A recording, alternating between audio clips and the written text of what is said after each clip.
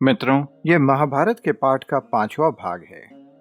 चौथे भाग में हमने आदि पर्व के अंतर्गत आने वाले पोलौम पर्व के अध्याय 3 से लेकर 7 की कथा कही थी। आज हम उसके आगे की कथा कहेंगे। पूर्व काल में अग्निदेव को महर्षि भृगु से जो श्राप प्राप्त हुआ था, उसकी कथा सुनाने के बाद उग्रश्रवा जी ने कथा आगे बढ़ाई। भृगुपुत्र च्यवन के एक पुत्र हुए जिनका नाम प्रमाति हुआ। आगे चल के प्रमाति ने रुरु नाम के एक पुत्र को पैदा किया। इतना कहने के बाद उग्रश्रवा जी बोले, हे ब्राह्मणों, अब मैं महातेजस्वी रुरु के संपूर्ण चरित्र का विस्तार से वर्णन करूंगा। आप सब वह सुनिए। पूर्व काल में स्थूलकेश नाम के एक महर्षि हुए। इन्हीं महर्षि के समय की बात है। गंधर्वराज विश्रावसु और अप्सरा मेनका ने इन्हीं मुनि के आश्रम के निकट एक संतान पैदा की। लेकिन संतान के पैदा होने के तुरंत बाद वो निर्दयी माता अप्सरा मेनका उस नवजात शिशु को वहीं नदी के तट पर छोड़कर चली गई। संयोगवश महर्षि स्थूलकेश ने उस त्यागी हुई कन्या को देखा। उनके मन में बड़ी दया आई। वे उसे उठा लाए और उसका पालन पोषण करने लगे। वह सुंदर कन्या उनके आश्रम पर दिनों दिन बढ़ने लगी। महर्षि स्थूलकेश ने धीरे धीरे उस बालिका के सारे संस्कार विधि पूर्वक संपन्न किए। वह बुद्धि, रूप और सब गुणों से सुशोभित हो संसार की सबसे सुंदर स्त्रियों में से श्रेष्ठ जान पड़ती थी। इसीलिए महर्षि ने उसका नाम प्रमद्वारा रख दिया। एक दिन धर्मात्मा रुरु ने महर्षि के आश्रम में उस प्रमद्वारा को देखा। उसके देखते ही उन्हें प्रेम हो गया। तब उन्होंने मित्रों द्वारा अपने पिता भृगुवंशी प्रमति को अपने दिल का हाल कह सुनाया, जिसे सुन प्रमति ने मुनि स्थूलकेश से अपने पुत्र के लिए उनकी कन्या मांग ली। पिता स्थूलकेश ने अपनी कन्या प्रमद्वारा का रुरु के लिए वाग्दान कर दिया और विवाह का मुहूर्त निश्चित किया। एक दिन विवाह से पहले वह सुंदरी अपनी सखियों के साथ खेलती हुई वन में गई। मार्ग में एक सांप तिरछा होकर सो रहा था। प्रमद्वारा ने उसे नहीं देखा और चलते चलते उसका पांव सर्प पर पड़ गया। सर्प ने उसे डस लिया और वह सहसा पृथ्वी पर गिर पड़ी। उसके शरीर का रंग उड़ गया, शोभा नष्ट हो गई, आभूषण इधर उधर बिखर गए और उसकी चेतना खत्म हो गई। उसके पिता स्थूलकेश ने और अन्य तपस्वियों ने आकर उसे देखा। वह कमल की सी कांति वाली किशोरी धरती पर चेष्टाहीन पड़ी हुई थी।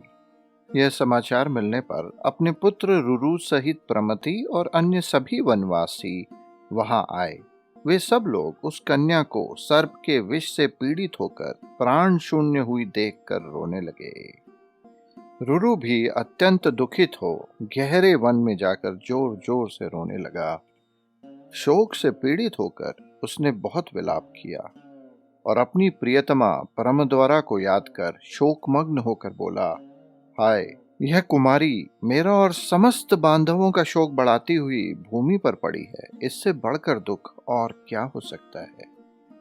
यदि मैंने दान दिया हो, तपस्या की हो और गुरुजनों की भली भांति आराधना की हो, तो उसके पुण्य से मेरी प्रिया जीवित हो जाए। यदि मैंने जन्म से लेकर अब तक मन और इंद्रियों पर संयम रखा हो और ब्रह्मचर्य आदि व्रतों का दृढ़ता पूर्वक पालन किया हो, तो यह मेरी प्रिया प्रमद्वारा अब भी जी उठे। यदि पापी असुरों का नाश करने वाले, इंद्रियों के स्वामी एवं सर्वव्यापी भगवान श्री कृष्ण में मेरी अविचल भक्ति हो, तो ये प्रमद्वारा जी उठे। इस प्रकार जब रुरु पत्नी के लिए दुखित हो अत्यंत विलाप कर रहा था, एक देवदूत उसके पास आया और रुरु से बोला, धर्मात्मा रुरु, तुम दुख से व्याकुल हो।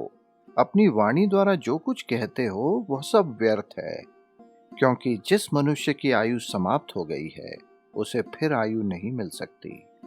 ये बेचारी प्रमद्वारा गंधर्व और अप्सरा की पुत्री थी। इसे जितनी आयु मिली थी वो पूरी हो चुकी है, अतः तुम किसी तरह भी मन को शोक में न डालो।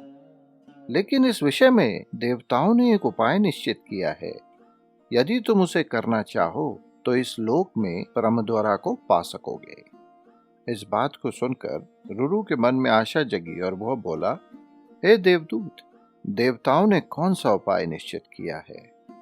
उसे सुनकर मैं अवश्य वैसा ही करूंगा। तुम मुझे इस दुख से बचा लो। देवदूत ने कहा, हे भृगुनंदन रुरु, तुम उस कन्या के लिए अपनी आधी आयु दे दो।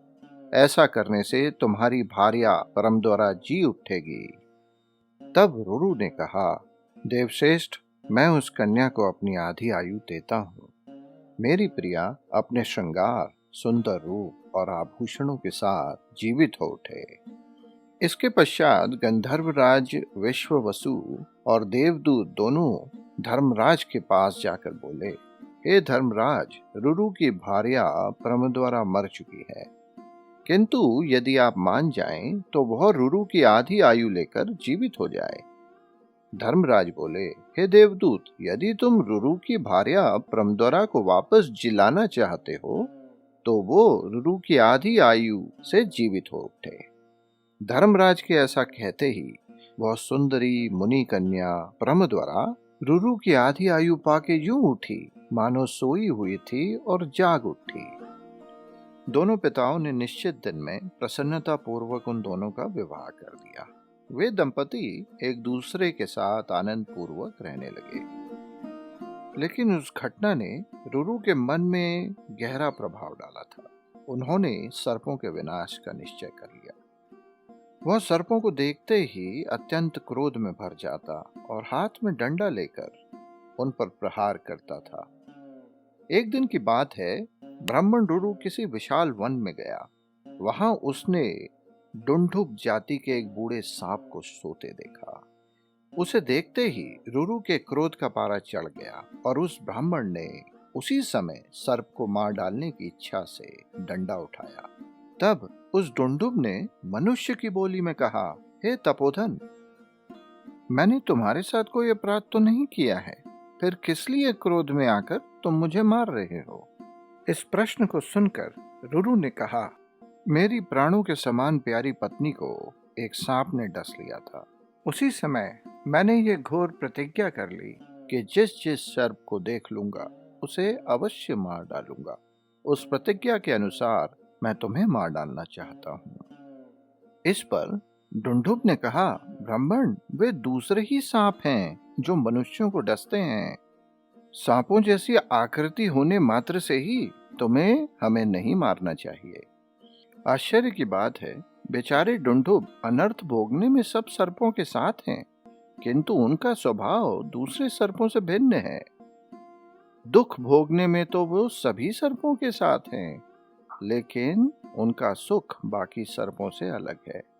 तुम धर्मज्ञ हो, इसीलिए तुम्हें डुंडुबों की हिंसा नहीं करनी चाहिए। डुंडुब सर्प की ये बात सुनकर रुरु ने उसे एक भयभीत ऋषि समझा और उसका वध नहीं किया। और साथ ही साथ रुरु ने उसे शांति प्रदान करते हुए कहा, भुजंगम, बताओ, इस सर्प योनि में पड़े हुए तुम कौन हो?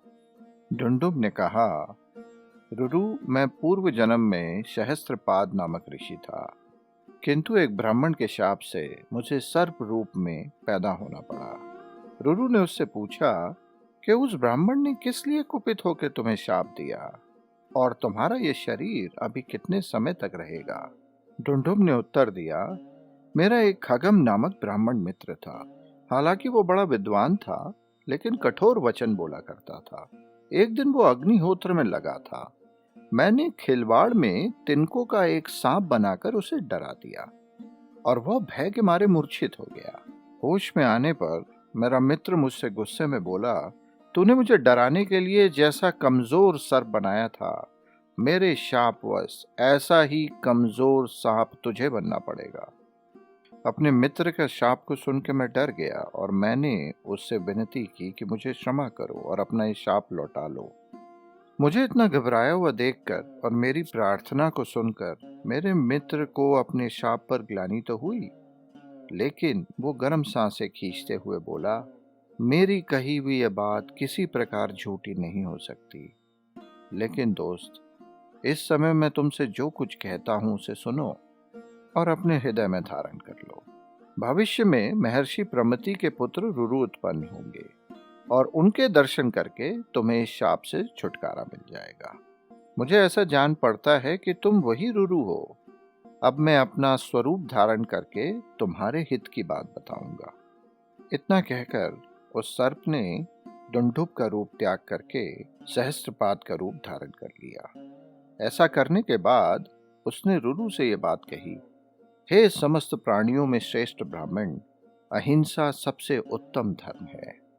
अतः ब्राह्मण को समस्त प्राणियों में से किसी की भी और कहीं भी हिंसा नहीं करनी चाहिए। ऐसा कहा जाता है कि ब्राह्मण का इस लोक में सदा सौम्य स्वभाव होता है। वह वेद वेदांग का विद्वान और समस्त प्राणियों को ज्ञान देने वाला होता है। अहिंसा, सत्य भाषण, क्षमा और वेदों का अध्ययन निश्चय ही ये ब्राह्मण के धर्म है। क्षत्रिय जो धर्म है वो तुम्हारे लिए अभीष्ट नहीं है।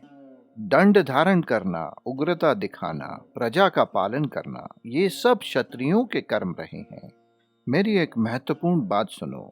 एक बार राजा जन्मेजय के यज्ञ में सर्पों की बड़ी भारी हिंसा हुई, लेकिन फिर उसी सर्प सत्र में एक विद्वान ब्राह्मण के द्वारा, जिसका नाम आस्तिक था, उन्हीं सारे भयभीत सर्पों की प्राणों की रक्षा भी हुई।